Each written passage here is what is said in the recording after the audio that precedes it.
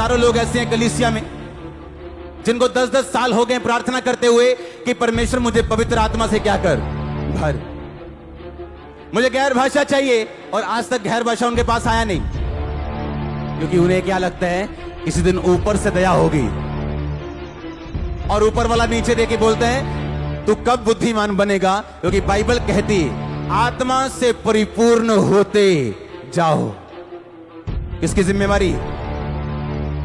अगर मैं आपको यह बोलूं जाओ अभी लुधियाना चले जाओ, इसका मतलब मैं देख चुका हूं लुधियाने जाने का रास्ता आपको मालूम है, लुधियाने जाने का किराया आपके पास है, आप लुधियाना जा सकते हो।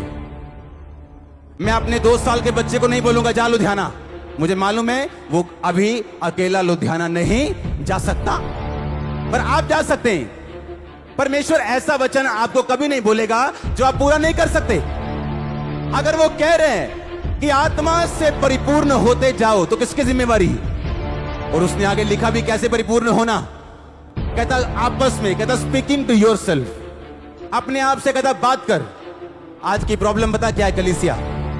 आप उन चीजों को मुंह से नहीं निकालते हो जो आप देखना चाहते हो।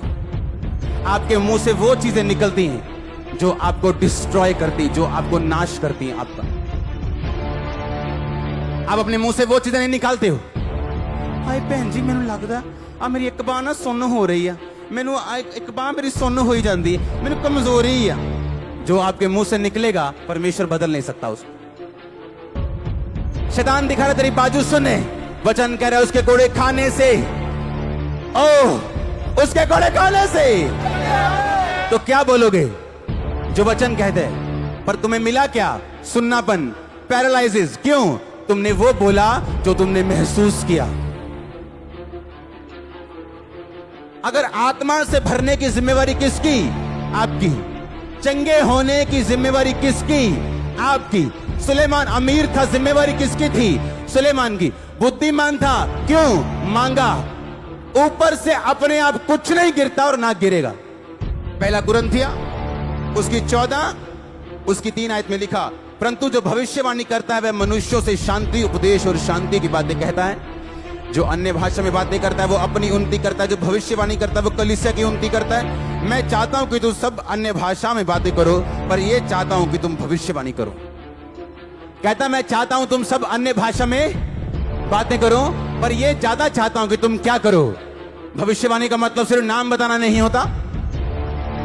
आप अपनी लाइफ के लिए भविष्यवाणी करते रोज उठ के कि परमेश्वर मेरे लिए रास्ते खोलने जा रहे हैं, मैं अपनी लाइफ में आगे बढ़ने जा रहा हूं। आप वचन को लेके अपनी लाइफ में भविष्यवाणी कर सकते हो कि धर्मी अपने दोपहर तक जैसे सूर्य बढ़ता जाता है उसका प्रकाश बढ़ता जाएगा। आज सुबह जब मैं उठा हूं मैं डिक्लेयर करता हूं मेरा प्रकाश बढ़ता जाएगा, मेरी चर्च का प्रकाश बढ़ता जाएगा, मैं हर एक चीज में बढ़ता जाऊंगा। ये आपके लिए प्रोफेसी। मेरा पति नशे छोड़ने वाला है, हम एक दिन इकट्ठे होने वाले हैं, ये आपके लिए प्रोफेसी। पर आप बोलते क्या हो? मेरा पति नशेड़ी। आप बोलते क्या हो? मैं बड़ी दुखी हूं। आप बोलते क्या हो? मैं बहुत बीमार हूं। आप बोलते क्या हो? मुझे बहुत कर्जा है। बाइबल कहती है जो गरीब है वो बोले मैं क्या हूं? अमीर हूं। जो पुअर है बोले मैं आशीषित हूं। जो कमजोर है बोले मैं बलवान हूं। क्योंकि बोलने से अब होंगे, अब होंगे मैंने कहा। पर आप बोलते कुछ हो, एक्सपेक्ट कुछ करते हो खुदा आपको दे। ऐसा नहीं हो सकता। उसने कहा तेरे मुंह में जीवन, तेरे मुंह में मौत। आप सारी उम्र वेट करते रहोगे होली स्पिरिट से भरने की, और ऐसी दुनिया छोड़ जाओगे बिना होली स्पिरिट के जब तक आप खुद नहीं भरोगे अपने आप को। कहता आपस में बातें करो, आपस में मतलब अपने आप से, भजन संहिता से। यहोवा मेरा चरवाहा है, मुझे घटी ना होगी। हालेलुया।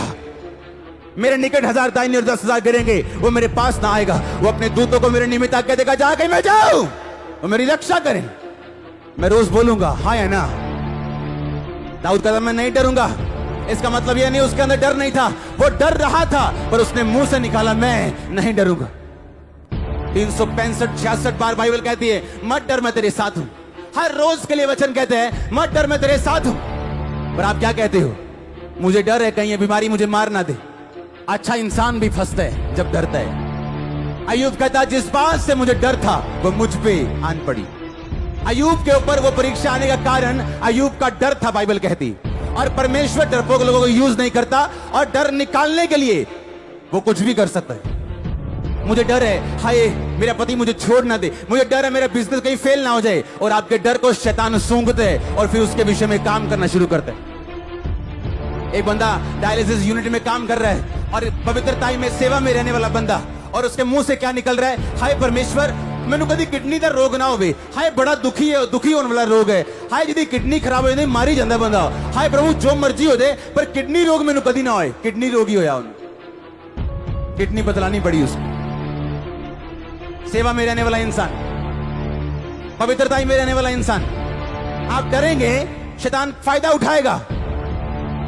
कोई महारोग आपका हिस्सा नहीं, कोई किडनी रोग आपका हिस्सा नहीं, कोई कैंसर आपका हिस्सा नहीं, कोई टीबी आपके परिवार का आपका हिस्सा नहीं, आपके परिवार का कैंसर हिस्सा नहीं, शुगर हिस्सा नहीं, बीपी हिस्सा नहीं, स्ट्रोक हिस्सा नहीं, अधरंग हिस्सा नहीं, गरीबी हिस्सा नहीं, कमजोरी हिस्सा नहीं, शर्मिंदगी हिस्सा नहीं, ब्लड का रोग हिस्सा नहीं, ब्लड का रोग हिस्सा नहीं, छोटी उम्र हिस्सा नहीं।